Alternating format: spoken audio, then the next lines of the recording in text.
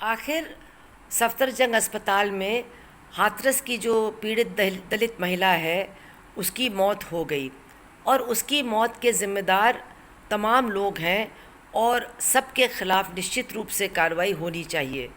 जनवादी महिला समिति की तरफ से, सीपीआईएम की तरफ से हम लोगों ने बयान भी दिया है और आज हम स्पष्ट रूप से कहना चाहते हैं कि ये घटना 14 सितंबर को हाथरस में घटी।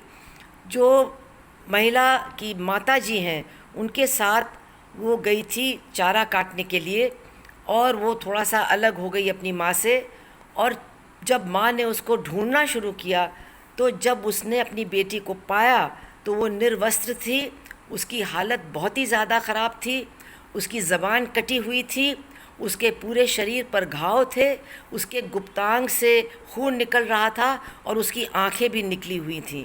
किसी तरह से उसकी माँ ने उसको वहाँ से पहुँचाया थाने तक और थाने के बाहर वो तड़पती रही वो बच्ची, और थाने के लोगों ने बिल्कुल भी तवज्जो नहीं दी, एक तरह से मजाक उड़ाया और कहा कि ये ड्रामा हो रहा है।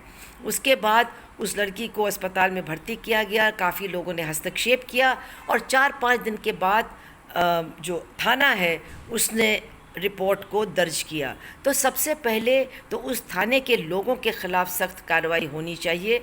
हमारे मुख्यमंत्री जी कहते हैं कि महिला हिंसा के लिए ज़िम्मेदार लोगों को शर्मसार किया जाएगा। हम कहते हैं लोगों की फ़ोटो लगा करके ये काम नहीं होगा, आपको सख्त कार्रवाई करनी पड़ेगी और ऐसे थानों के ख़िलाफ़ कार्रवाई करनी पड़ेगी जो पीड़ित महिलाओं की रिपोर्ट ठीक से लिखते नहीं हैं और समय से न्याय प्रक्रिया की शुरुआत करते नहीं हैं। उसके बाद आपको मालूम है कि कल जब वहाँ के कप्तान ने, पुलिस कप्तान ने बयान दिया तो उन्होंने पूरी कहानी को बदल करके हम लोगों के सामने रखा। उन्होंने कहा कि बलात्कार तो हुआ ही नहीं था, लेकिन साथ साथ उन्होंने ये भी कहा कि लड़की ने अपनी ज़बान खुद काटी और तब काटा जब उसके साथ बलात्कार हुआ। तो ये क्या कहना चाह रहे हैं ये अधिकारी? ये किसको बचाना चाह रहे हैं? ये किसके पक्ष में काम करना चाह रहे हैं?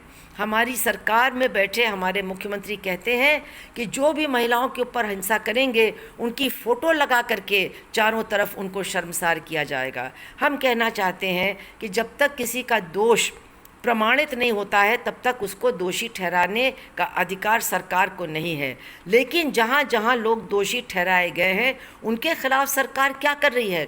मैं पूछना चाहती हूँ मुख्यमंत्री जी से कि जो उन्नाव में सेंगर के खिलाफ बलात्कार का केस अब प्रमाणित हो चुका है, अब सीबीआई ने अपनी रिपोर्ट में कहा है कि जिस समय ये घटना घटी वहाँ जो डीएम थी अदिति सिंह, जो वहाँ आईपीएस के अधिकारी थे, आईएएस के अधिकारी थे, और एक पीपीएस का अधिकारी अष्टभुजा सिंह जो अब प्रमोट होकर के आईपीएस बन गया है, उनके नाम दर्ज करके सीबीआई ने कहा है कि ये भी एक तरह से दोषी हैं क्योंकि इन्होंने अपने कर्तव्य का पालन नहीं किया।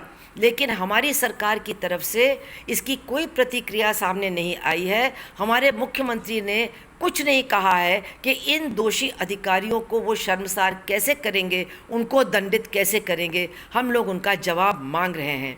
इसके साथ ही कुछ लोग महिला आंदोलन पर आरोप लगा रहे हैं कि आप लोग लड़की के दलित होने पर ज़ोर क्यों दे रहे हैं।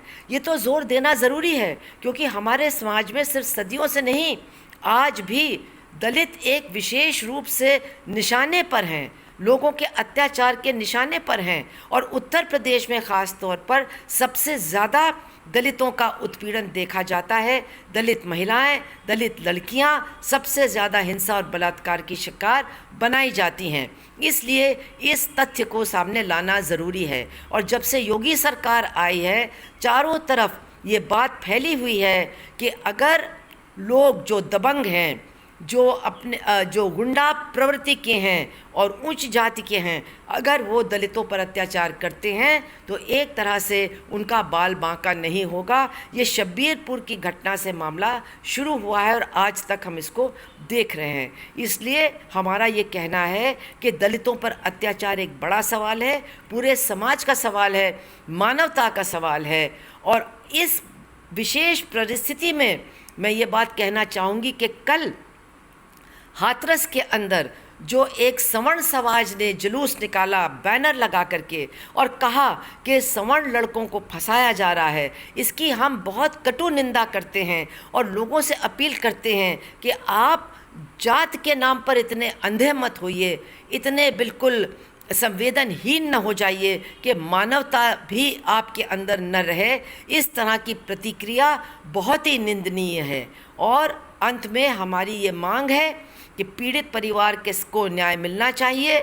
जो रिपोर्ट है बच्ची के बारे में, उसमें सुधार होना चाहिए, पूरी सच्चाई सामने आनी चाहिए और उत्तर प्रदेश की सरकार को बहुत गंभीरतापूर्वक इस प्रदेश में लड़कियों और औरतों की सुरक्षा को सुनिश्चित करना होगा। ये लड़ाई अब शुरू हो गई है, ये अब तभी ख़त्म होगी जब सरकार का रवैया बदलेगा। नेशनल दस्तक की आपसे गुजारिश है कि अगर इसको बचाना चाहते हैं तो नेशनल दस्तक को सब्सक्राइब करने के लिए रेड कलर के सब्सक्राइब बटन को दबाएं, फिर बेल आइकन की घंटी दबाएं। नेशनल दस्तक को बचाने के लिए बहुत ज़रूरी है कि हर खबर को शेयर करें, लाइक करें, कमेंट जरूर करें।